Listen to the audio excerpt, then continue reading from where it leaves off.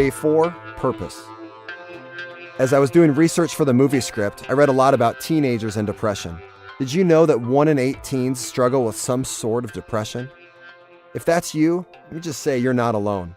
In a similar study, I read that 2 of the biggest symptoms of teenage depression are feelings of worthlessness and a lack of motivation just to do anything. If this is you, remember that there is hope. In the film, Jake asks a very pointed question. If Roger could just die like that, what does that have to say about life? Maybe you've thought before, is there really a point to life? And we spent our first 3 days together looking at how God sees you, which is anything but worthless.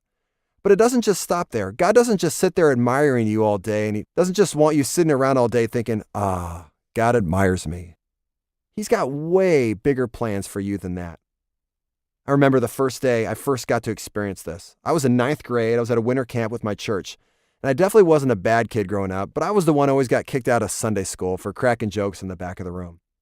At this retreat, the speaker challenged us by saying that on our school campus, we were like the disciples after Jesus had been crucified. We were hiding behind a locked door, afraid to share our faith. And he asked the group of 300 to stand up if this described us. My heart was beating so fast, and it was the first time I felt like God was actually trying to get my attention. I was the first one in the room to get on my feet. I had to. God was talking to me. 2 weeks later, a friend and I started a new club on campus called End Zone. We met in the end zone of the football field and invited our friends every Thursday to come and eat free food and talk about God. I mean, it was crazy scary, exciting, unbelievable, and really, really difficult, all wrapped up together. Leading that club, it was the best thing I did in high school, and it drew me closer to God than anything I'd ever experienced before. The first 3 devotionals focus on how God sees you, but God is also the greatest motivator in the universe. God does have a purpose for life, including yours, and there is no more exhilarating place to be than living out the mission God has prepared for you. So before we look deeper at this teaching, remember to take a moment to identify the mental and the physical distractions and open your heart and ears to hear God speak to you as you go through today's devotional. Remember also to press pause after each question so you can write down an answer in your devotional. Today we're also going to read from the book of Ephesians, this time chapter 2, verses 1 through 10. As for you, you were dead in your transgressions and sins, in which you used to live when you followed the ways of this world and of the ruler of the kingdom of the air, the spirit who is now at work in those who are disobedient. All of us also lived among them at one time, gratifying the cravings of our sinful nature and following its desires and thoughts. Like the rest, we were by nature objects of wrath, but because of his great love for us, God, who is rich in mercy, made us alive with Christ, even when we were dead in transgressions. It is by grace you have been saved, and God raised us up with Christ and seated us with him in the heavenly realms in Christ Jesus, in order that in the coming ages he might show the incomparable riches of his grace, expressed in his kindness to us in Christ Jesus.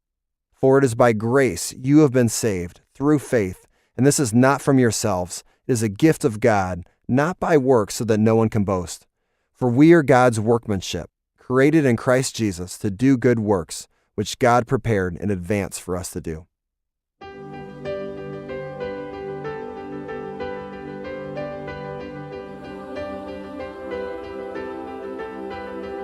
According to verses 1 through 3, what are we like before we accepted Christ in our lives? Write down some of the words the Bible uses to describe our old self. Now, what happens in verse 4? How does Jesus change us, and how does he change our lives? Now looking at verses 8 and 9, how were we saved? And have you accepted that gift?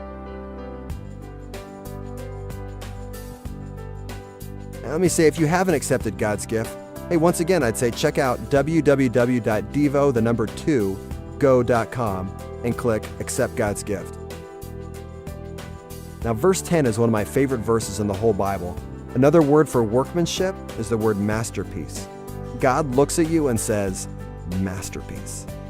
But it doesn't stop there. It says that you were created in Christ Jesus to do good works, which he created in advance for you to do.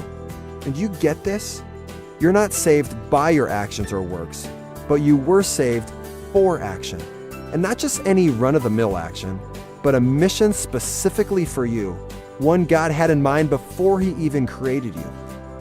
And one day we're going to bow down before this loving God, and He's going to ask, "So what did you do with the mission I gave you?"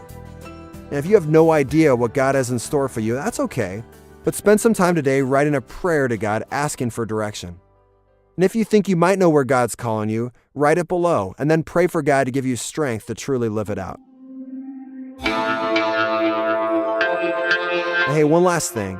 In the very same verse that referred to you as God's masterpiece, you're also told that God has a specific mission for your life.